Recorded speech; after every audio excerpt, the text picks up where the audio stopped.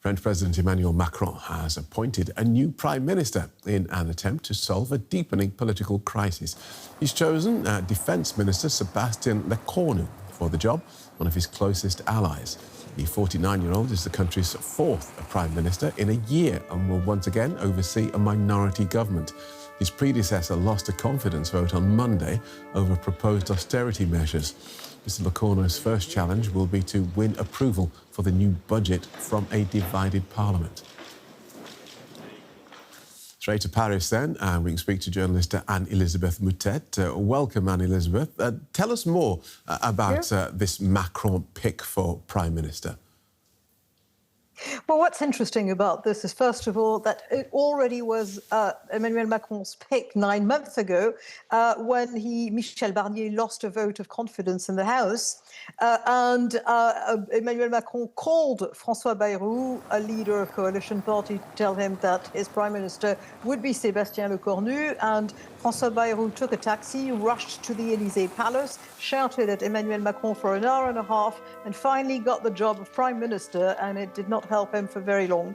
And so that was an earlier choice. Sébastien Lecornu, who comes from the right, from the Républicain Party, who campaigned for François Fillon, for instance, the former prime minister, ultimately is now a member of the Macroniste Party. And he had various jobs, but for the past 3.5 years, he was the defense secretary, very much appreciated by the military.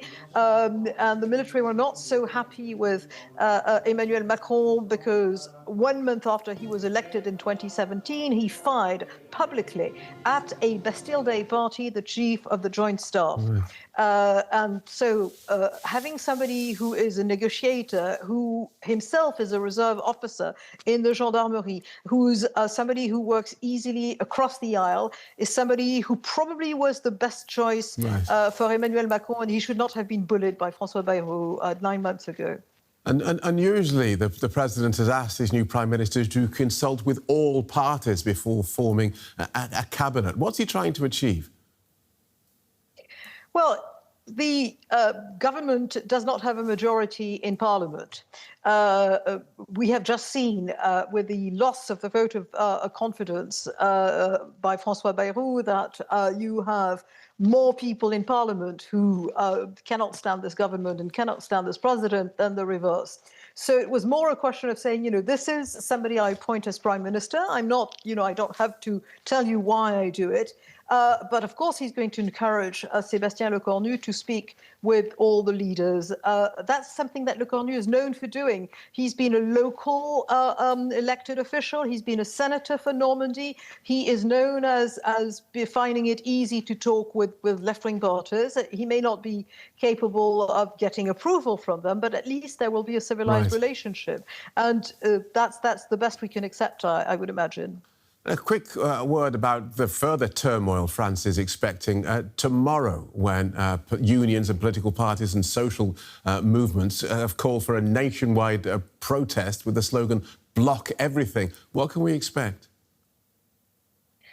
We don't quite know what we can expect because it's a very weird movement. It's not one of those classic strike days which are declared weeks in advance and each union and political group say what they will do. A great deal of the meetings that were organized by people in all sorts of even parts of public opinion, from the hard right, who began the whole idea, to the hard left, was behind closed doors. We know that there are strange plans, such as leaving unattended packages, as many as possible, in public transport to disrupt public transport. We know that people have been told not to spend money in shops. They've been told not to go to the office, not to send their children to school. Nobody knows exactly how well followed that is going to be. Thank you for talking us through that, Anne-Elisabeth. That's journalist Anne-Elisabeth Moutet in Paris. Thank you. Thank you.